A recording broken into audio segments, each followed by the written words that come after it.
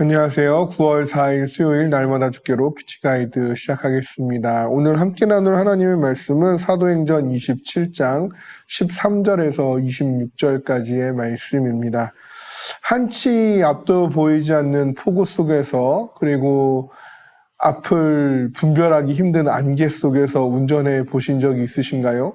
저는 2번의 경우 모두 운전해 본 경험이 있는데요. 긴장감으로 인하여서 온몸의 모든 신경이 아주 예민하게 곤두서게 됩니다. 그리고 빨리 이 폭우가 그치기를, 안개가 사라지기를 바랄 뿐이지요. 오늘 바울 일행이 처한 상황은 이보다도 더 지독한 상황이었습니다. 심지어 구원의 여망이 없었다라고까지 말하고 있습니다. 바울이 그 상황에서 무슨 일을 했는지, 그렇게 할 수 있는 이유는 무엇인지 묵상하며 은혜를 누리는 시간이 되기를 원합니다. 관찰 질문 1번입니다. 항해를 재개하자 일어난 일은 무엇입니까? 13절과 14절 말씀을 보면요. 처음에는 남풍이 순하게 불었다라고 기록합니다. 그러나 얼마 안 돼서 섬 가운데로부터 유라굴로라는 광풍이 크게 일어났다라고 합니다. 이 유라굴로라는 광풍은요, 몇 개월의 겨울 동안 지중해 중부와 서부에 자주 부는 태풍과도 같은 바람입니다. 그러한 거센 광풍과도 같은 바람이 바울이 타고 있는 배에 몰아쳐 온 것입니다. 관찰 질문 2번입니다. 광풍을 만난 선원들의 행동은 무엇입니까? 광풍 유라굴로에 선원들은 맞설 수 없었습니다. 그저 바람이 부는 대로 표류하기 시작했습니다. 그러던 중 가우다라는 작은 섬 아래로 내려가게 되는데 이때 이 섬이 이 광풍을 어느 정도 막아주는 역할을 하게 됩니다. 그 틈에 선원들은 간신히 거루를 잡았다라고 기록되어 있습니다.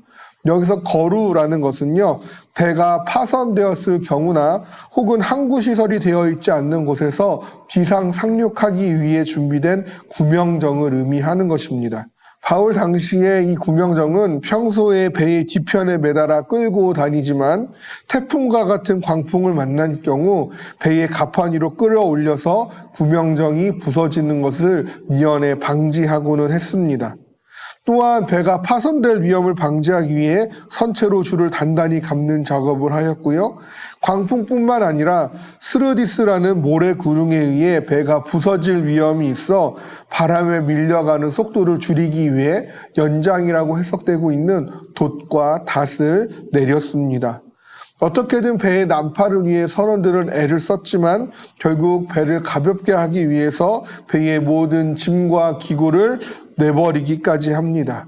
그리고 이제는 아무런 빛도 보이지 아니하고 그저 둥둥 떠다니는 형편에 처하게 되고요. 모든 구원의 여망이, 구주의 희망이 사라져버린 상태에 이르게 되는 것입니다. 관찰 질문 3번입니다. 절망적인 순간에 바울이 사람들에게 한 말은 무엇입니까? 사실 바울은요, 이번 항해를 반대했습니다. 생명이 위태로울 수 있을 것이라고까지 경고했습니다. 그러나 바울의 뜻대로 되어지지 아니하였고 자신조차도 생명의 위협에 처해지게 되었지만 이 상황 속에서 바울은 사람들을 위로합니다. 지켜주시겠노라는 하나님의 말씀을 전하며 안심하며 두려워하지 말 것을 말합니다. 그리고 반드시 한 섬에 걸리리라는 희망을 쥐어줍니다. 바울이 항해의 전문가여서 이런 말을 한 것이 아니지요. 하나님의 말씀이 있었기 때문에 바울은 담대하게 위로하며 말할 수 있었던 것입니다. 큰 광풍 속에서도 변함없는 것은 말씀의 능력임을 잊지 말아야 합니다. 그리고 말씀의 능력으로 절망과 두려움에 빠진 이들을 위로하고 건져내야 하는 것이죠. 이것이 하나님의 말씀을 소유한 그리스도인이 광풍 속에서 취해야 할 믿음의 태도이며 삶의 모습인 것입니다. 절망과 두려움의 상황 가운데 계시나요? 말씀의 능력을 믿으십시오. 혹시 주변에 절망과 두려움 속에 있는 자들이 있습니까? 말씀의 능력으로 그들을 위로하며 그들에게 소망을 주고 건져내어 주십시오.